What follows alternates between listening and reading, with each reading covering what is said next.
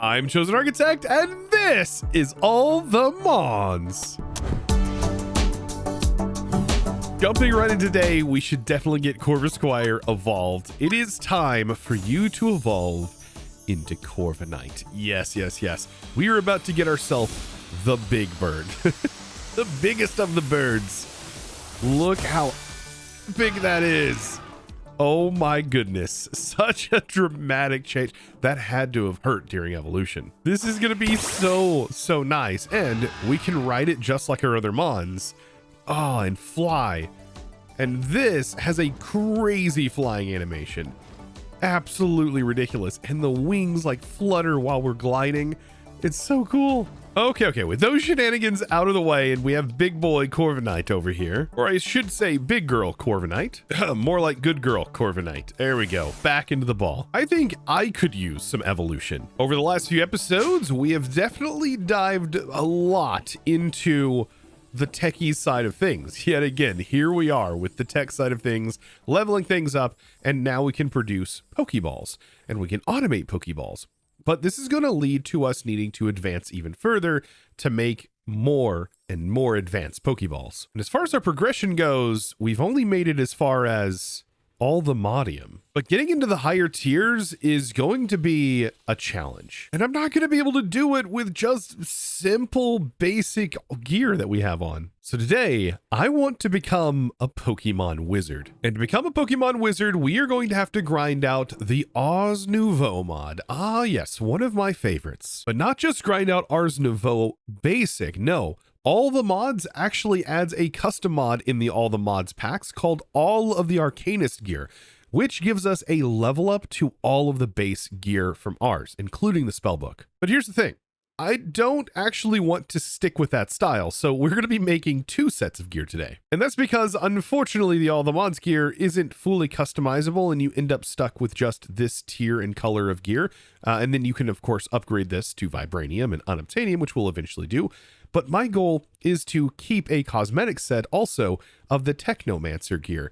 That way, with the Technomancer Gear, I can change its color. Okay, I'm getting ahead of myself. We actually need to get some things automated, and right away. And first thing that I want to get started with from Ars is the agronomic source link. Thankfully, we've gotten a bunch of source gems through our journey. With that agronomic source link, we need to place it inside of this room. And this is where things get a little bit wild. Then we can place a jar directly on top, and this is going to fill with source that is being generated from the growth that happens from our farms down below. What's cool is because we have the Applied Energistics set up and we have this nearby, we can actually tap into our source jar and store this onto our network. And so with that done, if we search Ars, we can now see we have source that is actually in our AE system. Now I also want to repeat this whole thing on the other side. Now for Ars, a few things that I'm going to need to gather is, well, one of each of these trees. Now with access to Essence, I can start to automate just about anything with this mod. And the backbone of just about everything is going to be automating source gems. Now to easily automate source gems, I have my imbuement chamber here, but I'm utilizing an advanced AE import-export bus. This thing is pretty darn cool because what it will do is you set a filter for what you want it to send out, but it has an innate ability to not allow it to automatically pull back in the things that it's sending out, which is incredibly important for something like an imbuement chamber, which would just freely allow you to pull out the input and the output. Now by default, these do function, but we definitely want to get some source in here to speed them up. And this is where we can use exporters to move our source around. Now, how do we actually move the source around? Because we won't really see source inside of JEI. Well, what you need to do is you need to find your R source that is inside of your terminal. Make sure you click away so you're not clicking in this. Hover over this and hit A. When you do this, an invisible wrapper is going to show up over here. And this is in the invisible wrapped generic stack. And it is a janky way of doing this, but believe me, it does work. And we can drag this into this slot. And this is going to now start filling this with source. This method is very helpful for a multitude of things that utilize AE2 add-ons, as this is a way that you can definitely do it. But if you technically wanted to add it, if you just had a source jar, you can right click with the source jar to also set source as the source instead of doing the whole generic stack thing. You know, in case that other method was a little too janky for you. To be able to cover these up, we'll just utilize the beautiful camel mod. Yes, such a good way to cover everything, including your AE cables, quickly. For the automation of all of the essences, now that we have this up and running, all we need is the exact same thing, imbuement chambers, but this time we can use arcane platforms, or you can use the arcane pedestals. They're basically the same thing.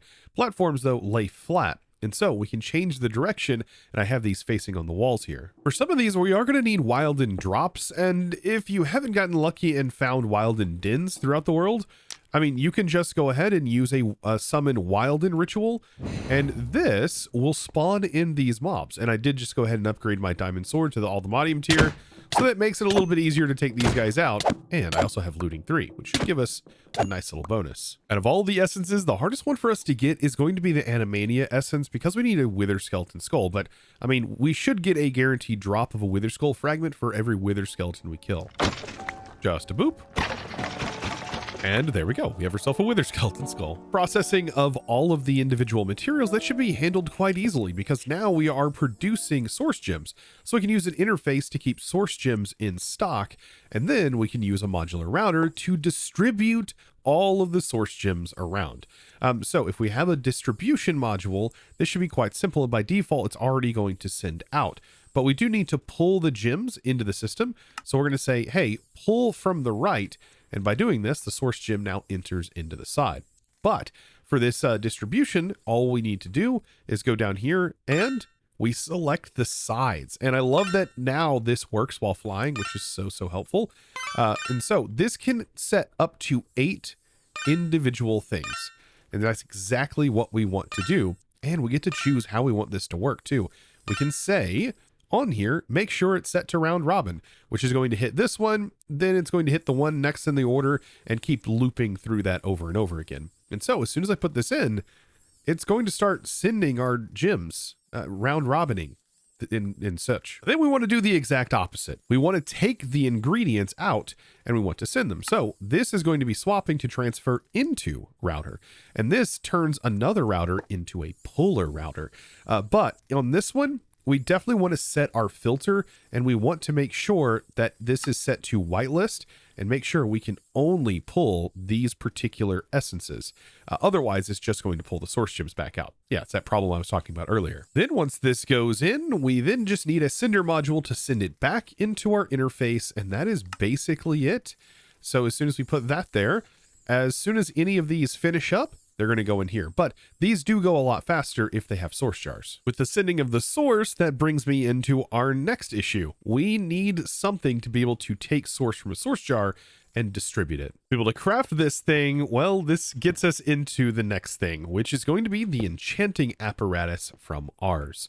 I do recommend taking a couple of platforms and building a setup around this. You can do like, I don't know, 1, 2, 3, 4, maybe 5, 6, and then you can place these down on the side and just sort of build like a little shrine, or you can surround the entire thing. It doesn't really matter. I like setups like these. Then I just simply have to place in some of the items that are required for the thing I'm making, and we put it in. But something we do have to keep in mind, there may be pedestals too close. I'm wondering if it's because of these being nearby. If this works, then I know that is definitely the problem. Yes, whenever I click on these, it looks like it's reading from these areas. So you know what? Best solution, move it out of here and move it over here. It just has such a large range now, which I mean is a good thing because that allows you to place your pedestals in a much nicer area. But here we go. Later on, we'll be able to include some source into these areas. But what I'm crafting up here is a Dominion wand, which will also allow me to control where our source goes. And I'm going to need to do this because I plan on using a source relay splitter. This is one of the components that allows us to split source. So by taking a source relay, placing it in, and letting it do the same process with the enchantment apparatus, we are going to get that thing. This is such a pretty operation. Even cooler with shaders on. I have not seen this in a long time. There we go. Beautiful. With these two things, I should be able to get these jars filled up. I'm going to place a source relay splitter underneath here, and then we're going to click with this and on here, and what this should do is start taking source from this location. Then we can click on here and we can start right-clicking and sending to a location. And that means that we can split this up to make sure that it sends to all of these jars. And it should distribute it equally, and it definitely should reach. It has quite a good range on it. But there we go. And this is now splitting between all of them, at least giving them a little bit of source. Oh, and by the way, I know you're probably going to say, well, Chosen, why didn't you just blacklist on your distribution module from earlier? You know what? I could have definitely just blacklisted source gems, but sometimes my brain flips things and I make things harder on myself. And after seeing all these setting in here, I realized I also didn't link them to anywhere. So yeah, I should definitely get that done now. So there we go. Place that in and just look, all of these are going to start getting pulled out and things are going to just really kick off. Also, by the way, I did figure out a way to be able to move it over here. I just had to bring the apparatus down a little bit so it wasn't interacting with these platforms. And there we go. That works out good. Now, for us to use AE and automate the enchantment apparatus, it is kind of complex, but I think we're going to be able to get through this as quick as possible. So when building a pattern, let's say I want to automate the production of these source splitters. Whenever we build this pattern, notice that the relay is the first thing that goes in the list.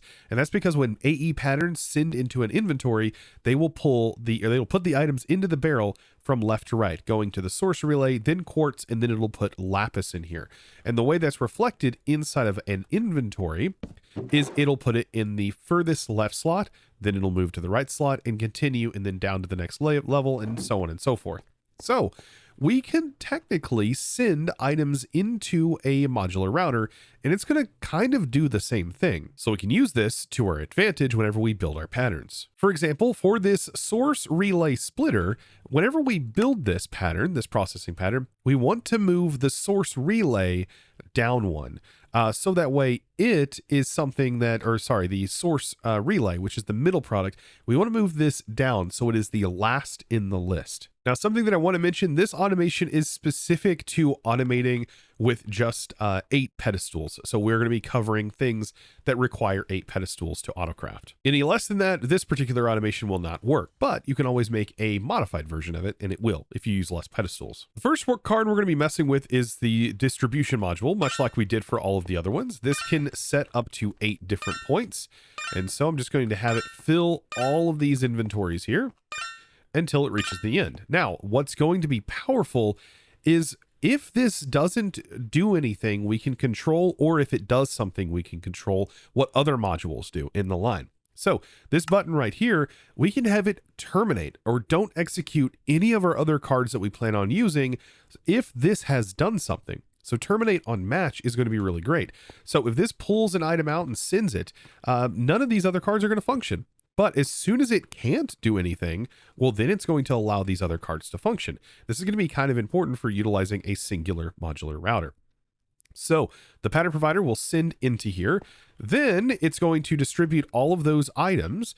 But after it's done, it then will allow these other cards to work. And what cards do we want to use? Well, we want a sender card to send into the enchanting apparatus. This is going to be our next operation. Now, also on this, if this does anything, well, we don't want any of these other cards to function. So we're going to terminate on match on this too.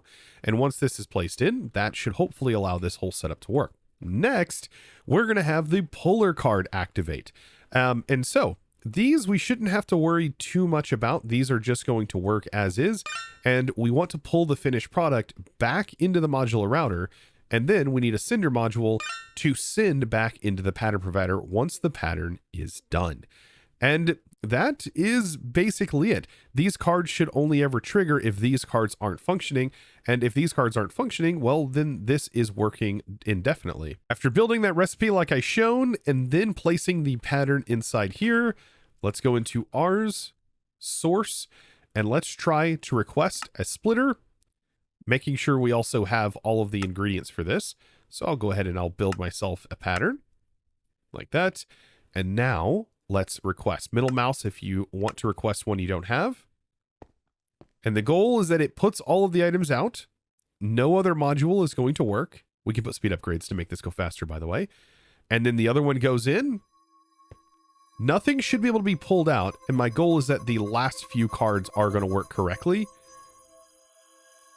And it should pull and sent it back in.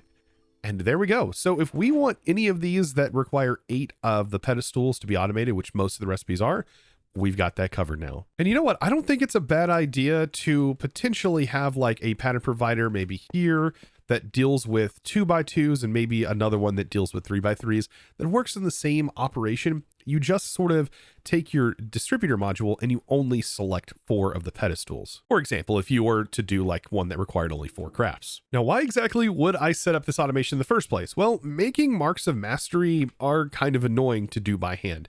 They also require some source, but see all of these individual things we'd have to place in. And if I wanted more than 5 of them, well, we'll have to do it over and over again.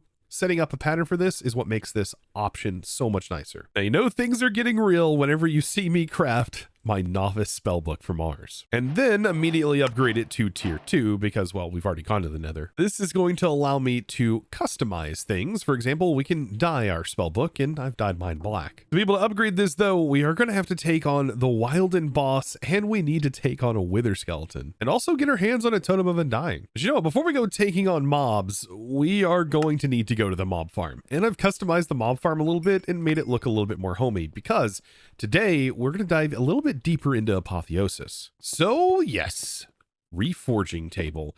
This bad boy is going to change the way our tools and our gear functions from this point forward. It is going to make us incredibly powerful.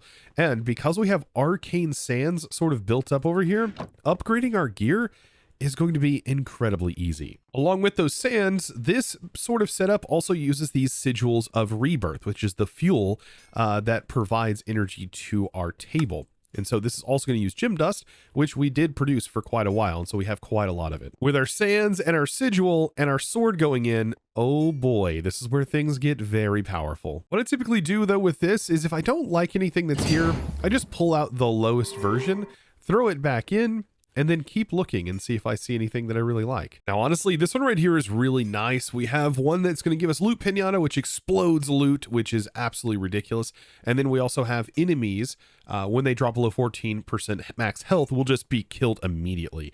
That's really good. And we have 3 sockets. You know what? I'm going to take it. And it already has a armor shred. Very, very nice. And if you're ever wondering what any of these effects are, you can always make the Chronicle of the Shadows. And for example, if we go through our armor, we have armor pierce. We're particularly looking for armor shred.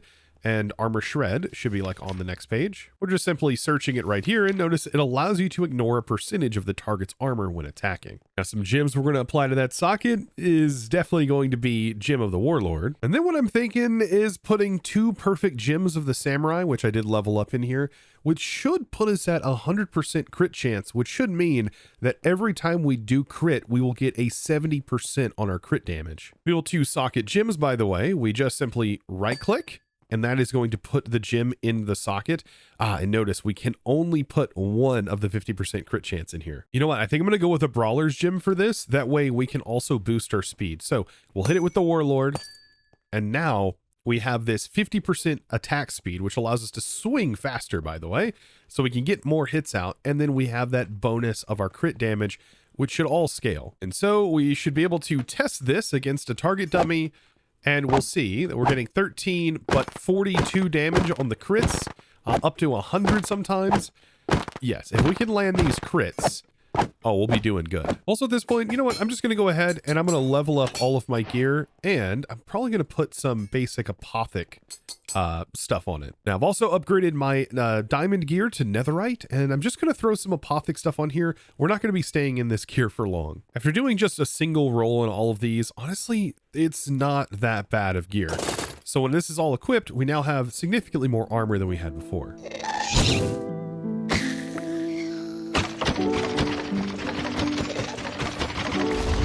And that is exactly what a loot pinata looks like. We just got 23 wither skeleton skull heads from that. You know what? I think a quick wither fight wouldn't be a bad idea.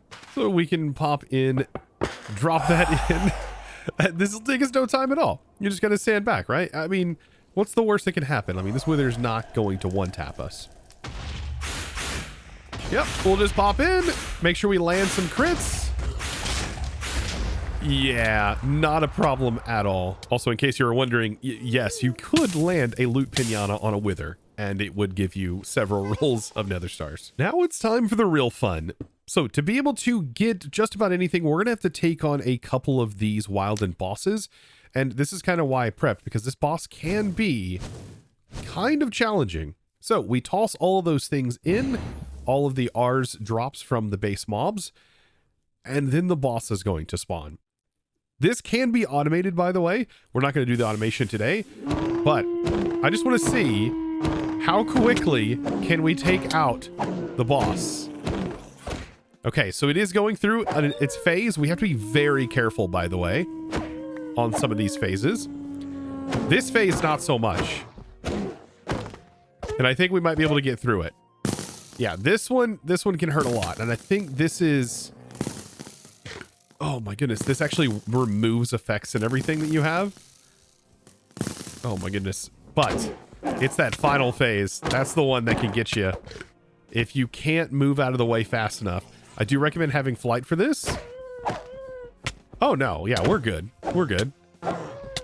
It did not even change. And when it got below that certain health threshold, notice it just completely got wiped. That's what we want. Now I have myself 1 Wilden tribute, but I really need 2 if I want to upgrade my spellbook. So wish me luck again.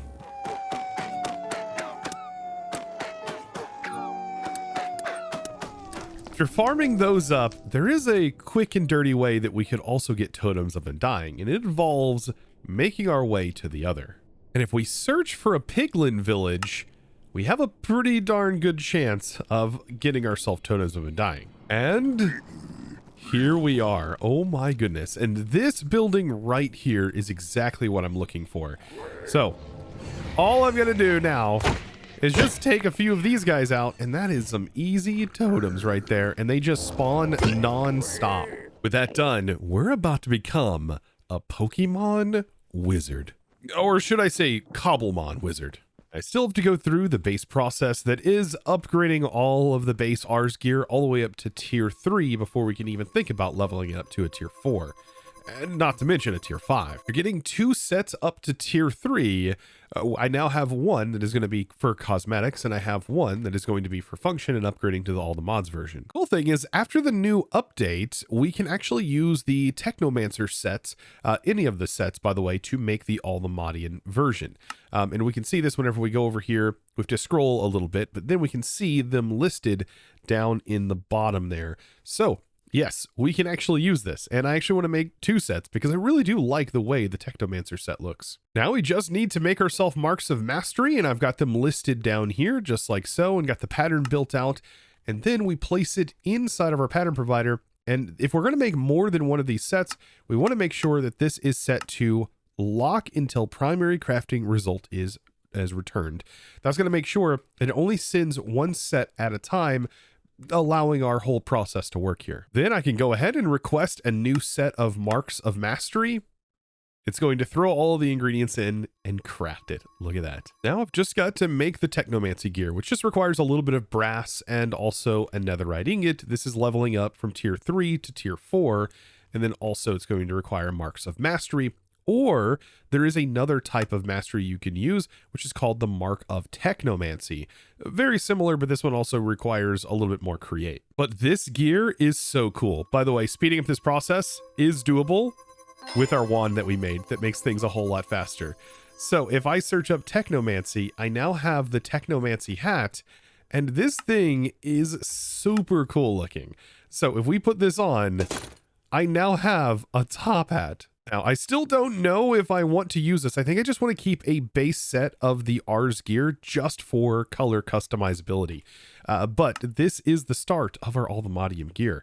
So I will go ahead and put all of this in all of our cosmetic slots, so that way we can technically choose whenever we want to wear our Ars gear. And the reason I want to keep the base set is so that way we can dye it. Yes, if I go ahead and throw this cosmetic piece on, notice that my headgear is now black. Teensy bit of crafting later, and we now have the full Technomancer set up to tier 4. I am super excited for this because now that we have ourselves this base gear, it's as easy as just upgrading this directly inside of a smithing table.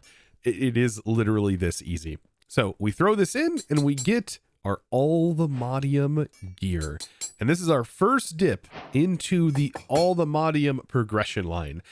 Because honestly, we need this really nice gear in order to make some of the other sections a little easier, because it can get kind of rough in some of the sections. Along with this gear, something else I want to do is go ahead and level our book to an Archmage spellbook, and then we can toss that in here and get an All The Mons spellbook, which is really, really nice. This spellbook, by the way, gives us extra pages, like extra levels that we can add to particular spells. Something that we're definitely going to want to do down the road. And the higher tier book we go up to, all the way up to Unobtainium, literally grants us access to 20 slots, allowing us to make some wild spells. But we'll definitely dive into those in the future. As of right now, this gear is looking mighty good. But believe me, there are still a lot of upgrades to go. But for now, let's take a look at this. Yes, the Technomancer hat. I think this looks so good in the gray. If only the band was changed to be, I don't know, red or something, which is something I could definitely do with a resource pack. That'd be kind of cool to kind of make the whole thing fit together.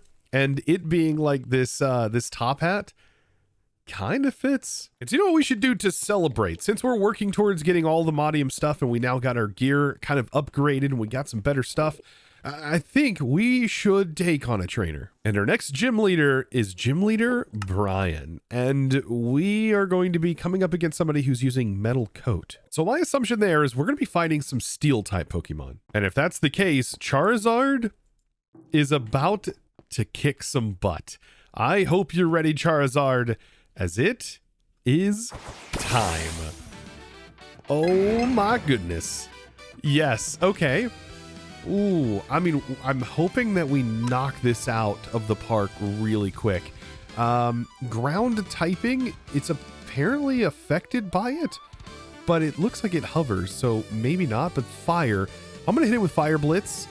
I think this is going to be a pretty good move to use against it. Yes, this is a great start. I really want to see, though, how the Mega Evolution stuff works. We can't click the Mega Evolve, and I don't know at what point we're going to be able to do that. Well, this is like maybe round 3, possibly? All right, so ground typing. This bad boy is on the ground. Extremely effective. Ooh, that was super close. Oh, but completely wiped Charizard. That's fine. That's completely fine.